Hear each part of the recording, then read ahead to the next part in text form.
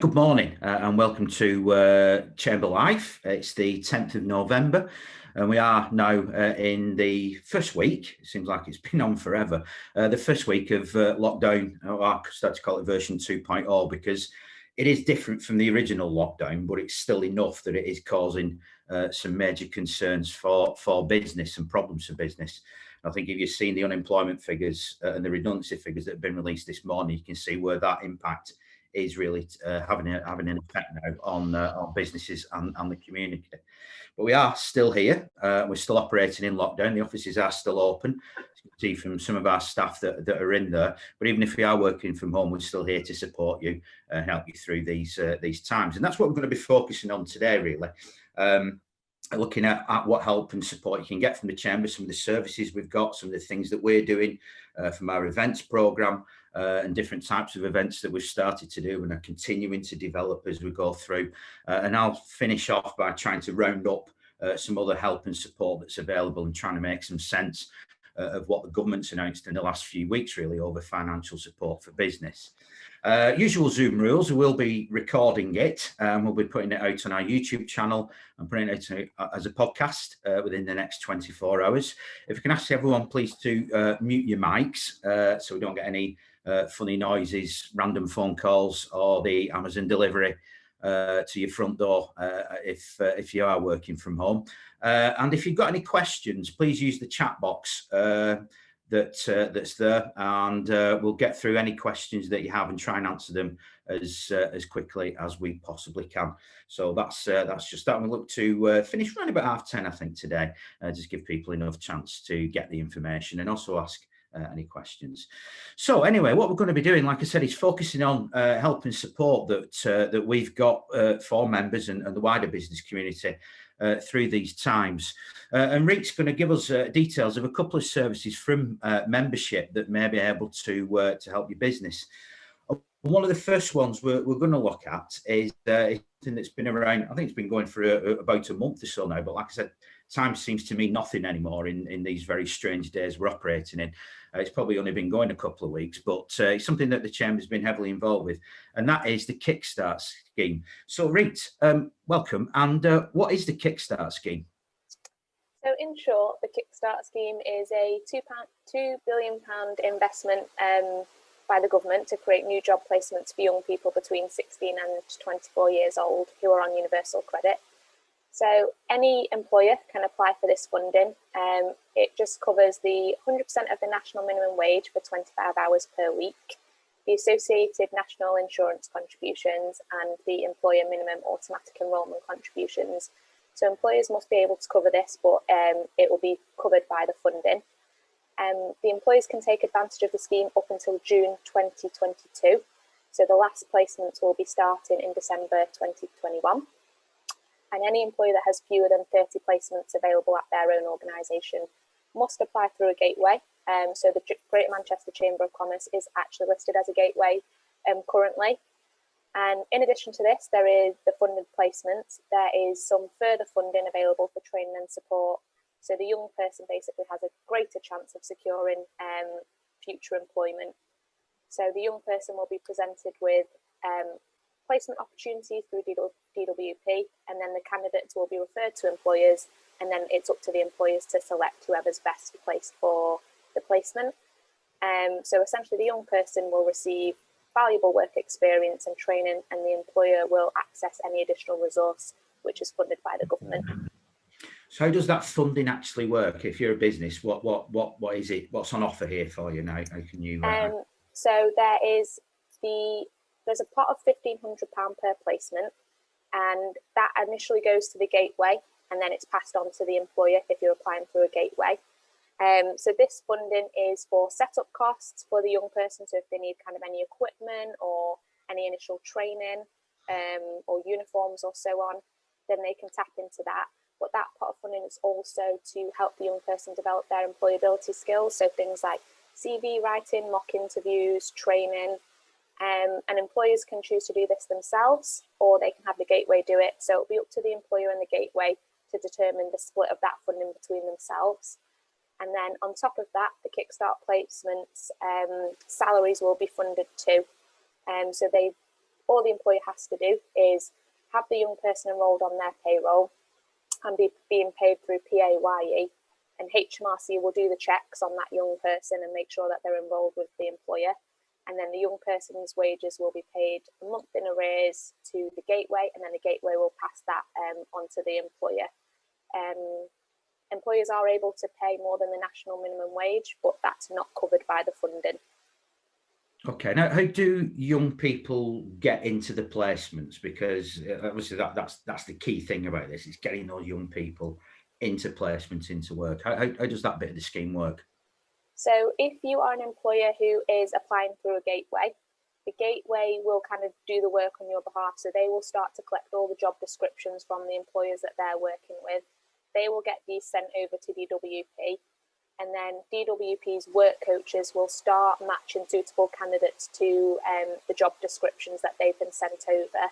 They will refer over the suitable candidates to the employer, and then it's up to the employer to carry out their usual selection criteria. So if it's kind of telephone interviews, assessment days, it's up to them how they do that, and then the employer will then select whoever's best suited.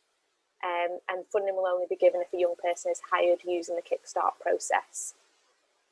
And then after the 6 months, there's a couple of different options that employers have. They can either end the placement, they can look at bringing on the young person into full-time employment, or they're actually able to get a second placement to fulfill that same placement. Okay, now can employees get involved with this? Because I'm sure, even though there's obviously, you know, like I said, the job numbers this morning aren't looking spectacular, some people are still recruiting. Job vacancies have gone up slightly. How can employees get involved in this? Super simple. So employers who require a gateway, if they want to use the Greater Manchester Chamber, they can have a look on our website. There's a form they just need to complete, and then Diane Elbert-Morgan, who's leading on the scheme, will be in touch. If you are looking at kind of various different gateways, you can just go onto the government's website, and there is a list of all the gateways across the nation, which then they can select whoever's best suited to them. So far, we've kind of worked with over 60 employers with over 200 placements. So we're at the stage where we're just waiting to hear back on how successful those applications have been, and then we can start getting young people into those placements as soon as possible. That's fantastic. So no matter what size business you are, whether you're 1, 2, 3 people working in a business or a large multinational, this scheme, we can sort that out for you as being a gateway, as the chamber. I've just noticed a question in the chat box from Sharon about an employer pre-pick a person they want to join in the Kickstart scheme. I don't think they can, because I think that's down to DWP, isn't it, to come up with the more suitable candidate for that scheme. So it's not a case of, I'm going to take somebody on, oh, and by the way, I want to put them on the Kickstart. That's the sort of working it in reverse, isn't it, really? It's got to come from DWP. That's correct, yeah?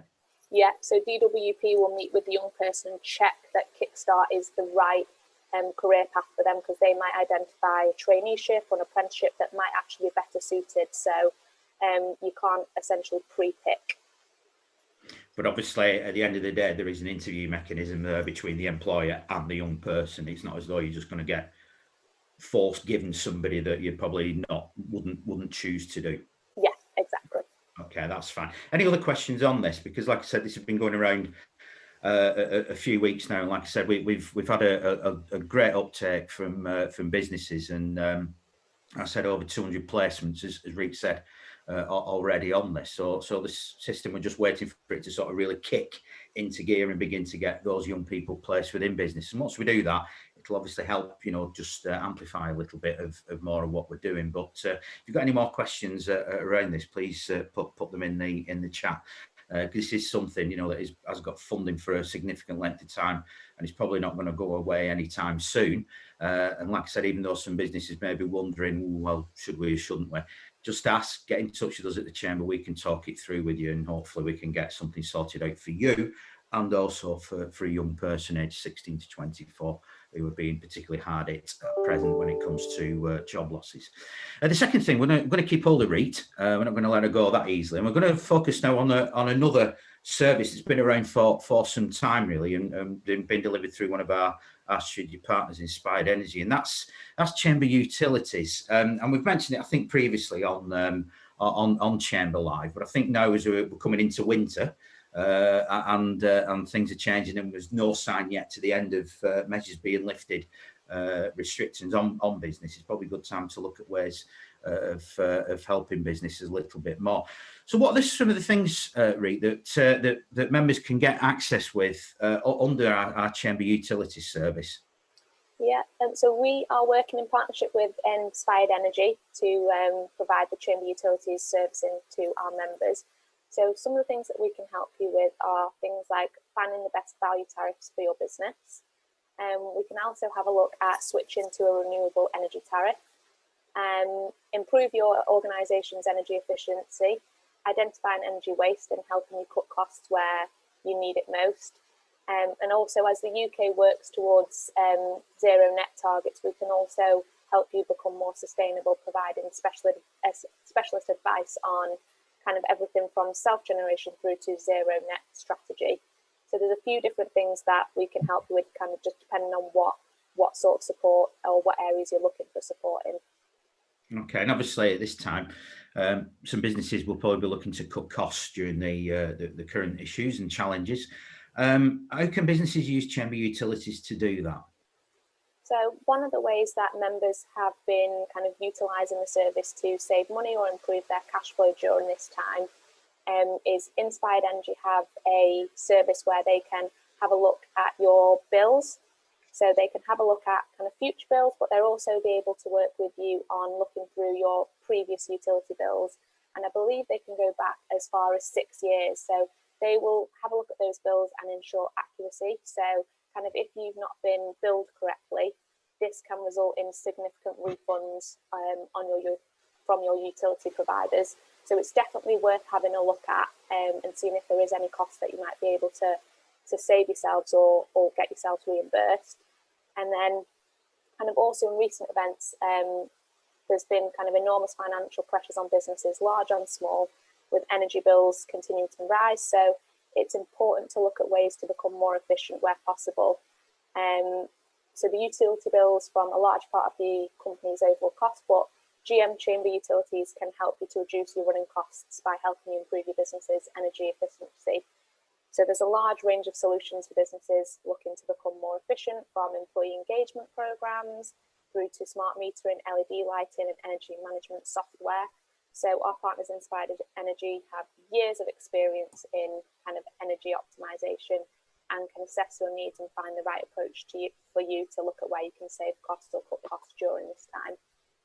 Yeah, thanks, Rick. One of the big things, obviously, at present, and a number of calls and conversations I'm involved with a lot of people, is looking at the whole issue around low carbon. And obviously, you know, is there an opportunity through this for businesses to start to access green energy, which I think is quite important? Yeah, of course. So I think this is quite high on the agenda of many businesses. So choosing a green energy tariff no longer means that you'll necessarily be paying more. Green energy tariffs have been rising in popularity over the recent years for obvious reasons. So most suppliers are offering the option of a renewable tariff, and some suppliers now offer green electricity tariffs for premiums below 1% of the overall price. So where a supplier only offers renewable energy, no premium at all, and in some cases Inspired Energy have found that the cheapest available contract prices for our clients comes from one of the 100% renewable suppliers. So it's a win-win. We have a little bit of a spotlight on this service this month. So you will start to see a number of kind of updates and messaging around Chamber Utilities and how it can support the business during this time. And as part of your Chamber membership, you are entitled to a free energy health check. So it's definitely worth getting in touch with the Chamber and finding out how you can tap into that and then perhaps save yourself some money. Okay, super. Thanks very much, Reet. So a good, real in-depth overview there of two ways that by being a Chamber member, we can help you, whether that's looking to recruit somebody or obviously helping save business costs there, because even if nobody's working in your premises and everyone's working at home, you'll still have those overheads going as a matter of course. So anything we can do to help reduce those costs I think is certainly worth looking into. And again, as Reet just said, you get the option of a free review as part of membership. So please don't waste that opportunity. That's absolutely superb. We'll put a link up with all the relevant details so you can access the information. And as Reet said, we've got a spotlight going out on Chamber Utilities throughout the rest of the month. So please look out for that in any of our social media or in the brief that you get on a Monday and Wednesday. So thanks very much, Reet. We're going to stick within our membership team now and welcome Lea-Anne Gardner, who's going to pick up a little bit on our events programme. Obviously, we're still limited as to what we can do in person and physically meeting up. And one of the things we have, I think, perfected, really, to be quite honest, over the last 6 months or so, it is our range of virtual and online events, and they continue to go from strength to strength. So, Lea-Anne, can you tell us a little bit more about our event offering? Yeah, of course. So we've been increasing our online events offering for all businesses, not just for our members, but to support the local business community as well. We've actually held over 70 events since lockdown, so since March, virtually, and that isn't even counting our international events offering. We continue to do online events, even when we'll continue to still do online events, even when we reintroduce the physical events as well, as it really gives a good opportunity to support people further afield. I'd say typically we have around 2 to 4 events a week, so sometimes even more. Our physical events have turned into digital events, and we've also introduced a lot more digital topics and arranged discussions as well. So there's loads of stuff coming up as well. Okay, and what type of events have we had? Looking at various topics or sectors. Yeah, I mean, there's events for everyone. So if that is bringing all businesses together to network online, we had like educational events. So that's from like marketing and updates on government support around things like job retention scheme, for example, HR roundtables. We've even had off around data, economy insights. We obviously touch on various campaigns, things like how to maximise your membership, things like peer-to-peer networks, support on technology and working remotely. We also focus on sectors, so sectors such as manufacturing, engineering, property and construction, digital and hospitality. Of course, a lot of those events are what we held physically as well, but we've actually put them online forums as well. We've also partnered with, being part of the British Chamber of Commerce, we do deliver a lot of events with those. So we've had things like conversation with Gordon Brown, Andrew Bailey, who's the Governor of the Bank of England, as well as many high-profile panellists who've provided some really great insights. And we've actually got quite a few of those coming up as well. We have a countdown to Brexit, as well as many other market-specific events. So international focus, such as like Meet the Expert, masterclasses, training. So there's a huge raft of international events and support, as well as for general business. And then, of course, Chamber Live, which we're on now, which covers all content and support for business, which we also stream on Spotify and podcast platforms as well. Okay, that's great. And I took part or sat in on the event with Gordon Brown that British Chamber of Commerce ran, and it was absolutely superb because you almost it felt very personal as well. You know, you got somebody there, and it was very, very well done. And I think that's one thing that this age of virtual events has done. The other one's coming up, I think, before the end of the month. I think with Philip Hammond, former Chancellor of the Exchequer, and I can definitely recommend it. It probably will say something different than what Gordon said, but the format of that event is absolutely superb. I just want to move on to the format now of the events, because it requires a different approach, doesn't it, doing something like this, as opposed to us all, 50 people sat in a room listening to a panel of speakers. So what different formats have got at these events? Because it's important we make them interactive and also informative as well, isn't it? Definitely, and I think that's probably been a learning curve to how to still make it interactive without meeting physically, but again, a complete range. So we tend to use Zoom a lot of the time, but we do actually use like breakout rooms. So especially for our like networking events, you can go in breakout rooms where it's not as intimidating with 60 people on the event. You can network in smaller groups. We do a lot of like panel discussions, round table ones, so smaller events, even things like one-to-ones, and we have held a hybrid event here at the Chamber. So for those who don't know what a hybrid event is, it's where you held something physical within a space, and then people do attend on the day, a very small amount of people, social distancing, of course, and then also people log on virtually, and they can stream the event live. So we should actually be doing quite a few more of those, and we have an offering with Chamber Space to do that as well. We will continue events throughout the lockdowns, all these online events, and there's a huge volume of stuff coming up. So I will definitely follow up with some events coming up for you as well. Okay, we've got, like you said, a wide range coming up, haven't we? So any highlights coming up over the next couple of weeks? Yeah, so we've got Looking Ahead, Managing Uncertainty. That's with our Swoop Finance Finder, sorry. And then we've got bi-weekly networking events. So the weeks that Chamber Live's not on, we have our networking at 10 o'clock. And then we also have Back to Business with GoDaddy, and that's part of the British Chamber of Commerce events as well. We have things like our HR clinic, support around redundancy. We have an event with Innovate UK around access to finance. We have a LinkedIn one around how to use LinkedIn efficiently. And then we also have 2 roundtables, one around working remotely and education. And we will send these dates and links as well, so you can book on. Excellent. Thanks very much, Lea-Anne. And just as well to emphasise, we've also got our events brief going out today, with details and a little bit more details around some of those events that we're talking about that are looking ahead over the next 2 to 3 weeks. And I'll just mention John Jones has put in there that there's so many online events run these days.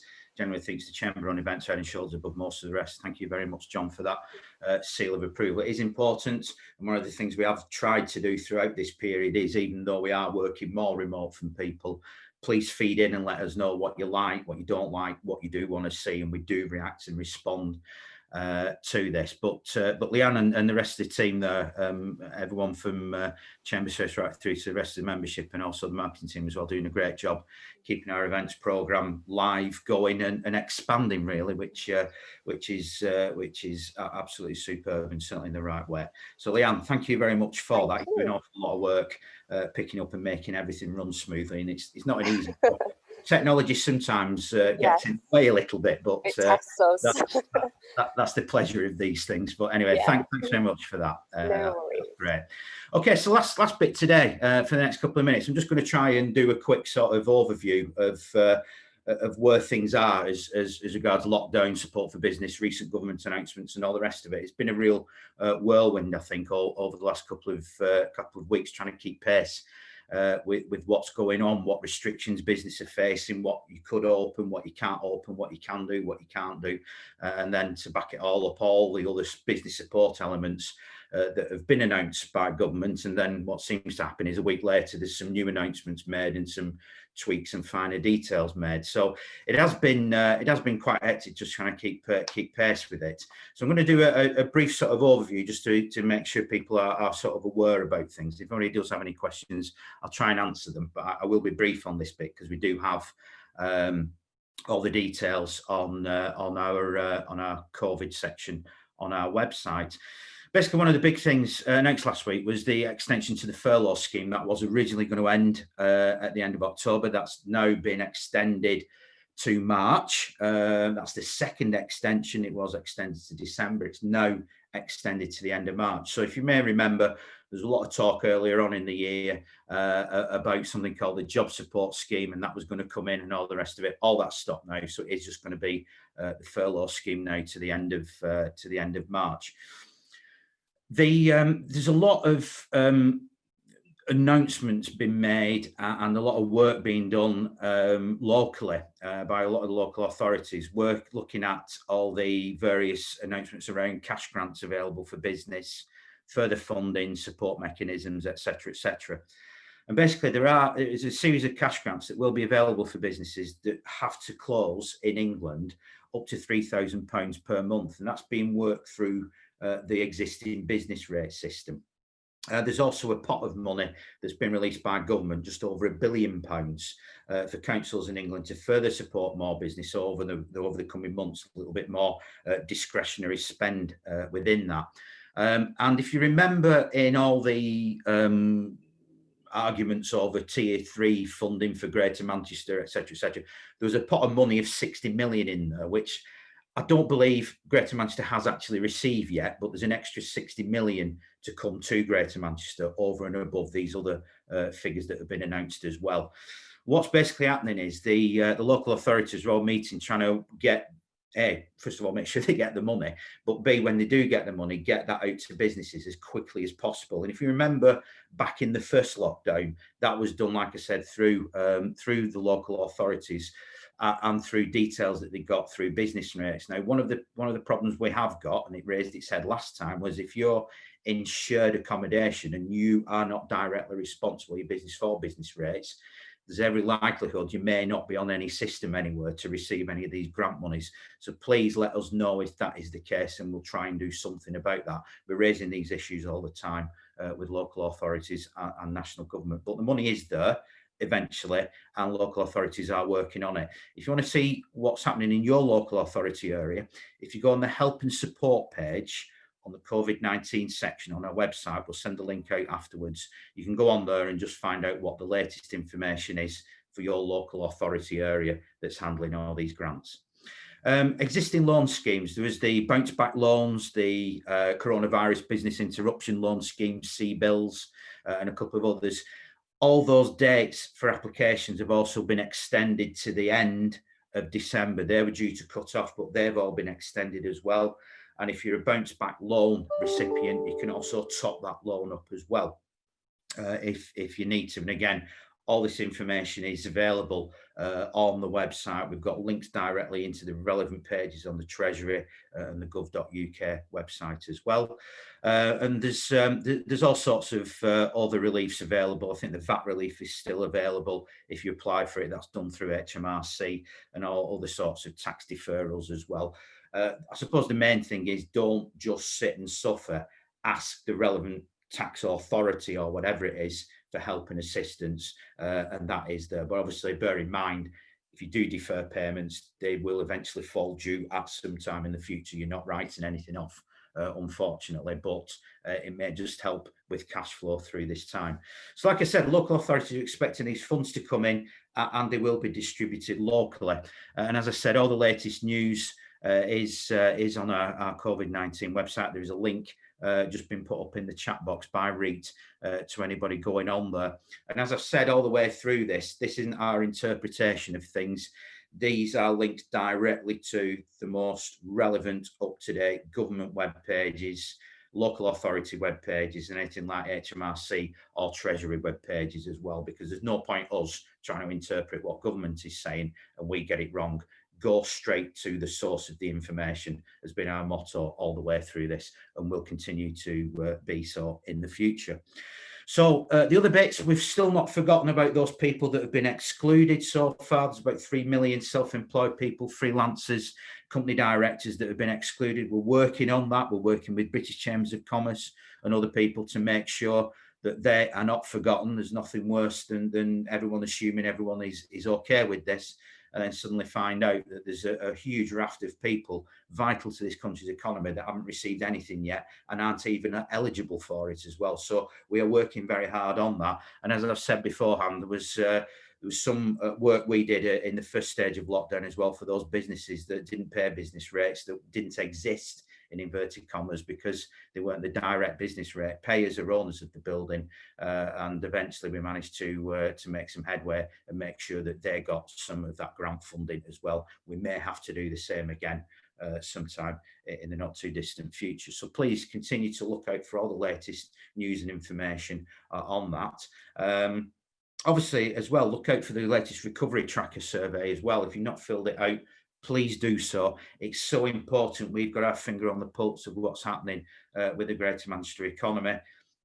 Now more than ever, we're getting all sorts of requests from government departments, local authorities, media, to try and find out what exactly is happening on the ground, you know, in real life in the local economy.